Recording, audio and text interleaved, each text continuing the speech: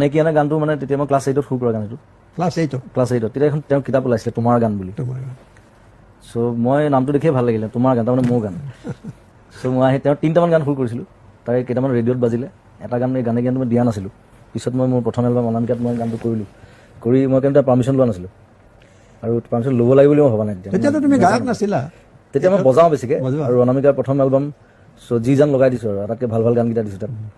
তাৰপিছত এদিন মই তেখেতক কিবা মানুহে এটা দিবলৈ গ'লোঁ গানটো মই লৈছোঁ ঘৰত তাৰপিছত তেওঁ হাঁহিছে আৰু মোক কৈছে তুমি মোৰ পাৰ্মিশ্যনো নললা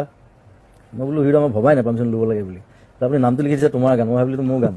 সেইকাৰণে মই লৈ ল'লোঁ খুব হাঁহিছে আৰু কিবা এটা মানুহ দিলোঁ আৰু তেতিয়া মোৰ হাতত পইচা পাতি ইমান নাথাকে চিগাৰেট খাবলৈ পইচা লাগে তেওঁ